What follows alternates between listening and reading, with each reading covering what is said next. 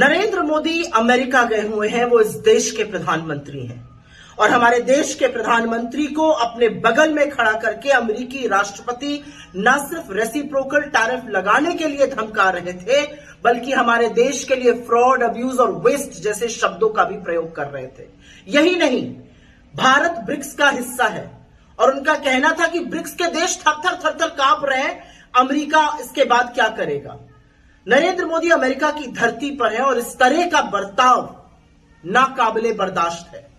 जब 143 करोड़ के देश के प्रधानमंत्री से पूछा गया अवैध घुसपैठ पर, तो उन्होंने एक बार भी अमेरिकी राष्ट्रपति के सामने हाथों में हथकड़ियां, पैरों में बेड़ियां, महिलाओं तक को नहीं बख्शा गया। जो हमारे लोगों के साथ प्रताड़ना की गई, जो उनको यातनाएं दी गई, जो इस देश का अपमान हुआ, उसके बारे में एक शब्द नहीं बोला।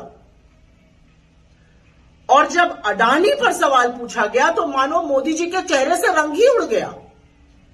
मोदी जी का कहना था कि ये जो है ये व्यक्तिगत मामला है। इतना बड़ा भ्रष्टाचार का मामला जिसमें अमेरिका में वारंट इशूड है, जहां तमाम देशों में जांच चल रही है, वो मोदी जी के लिए व्यक्तिगत मामला है। और उसके बाद तो जो उनकी बॉडी लैंग्वेज बदली, चेहरे का रंग उतरा, जिस तरह से वो हाथ नचा नचा कर बात करने लगे, बॉडी लैंग्वेज एक्सपर्ट बताए ना इसके बारे में क्या कहा जाए। असलियत यह है कि अमेरिका के राष्ट्रपति ने हमारे देश का अपमान किया है, नरेंद्र मोदी जी का अपमान किया और मोदी जी कुछ नहीं कह पाए। भक्तों के विश्वगुरु की पोल खुल चुकी है। ये चले थे वॉर रुकवाने, अरे 2 शब्द तो देश के लिए बोल दिए होते।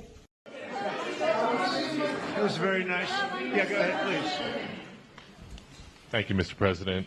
Can I ask whether you discussed at all today the case of Gautam Adani, who's one of the wealthiest men in Asia and perceived as an ally of Prime Minister Modi? Prime Minister Modi, have you asked the President to take action on that case?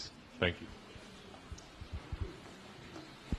पहली बात है, भारत एक लोकतांत्रिक देश है और हमारे संस्कार, हमारी संस्कृति वसुधैव कुटुंबकम की है। हम पूरे विश्व को अपना एक परिवार मानते हैं। हर भारतीय को मैं अपना मानता हूं। दूसरी बात है, ऐसे व्यक्तिगत मामलों के लिए 2 देश के मुखिया न मिलते हैं, न बैठते हैं, न बात करते हैं।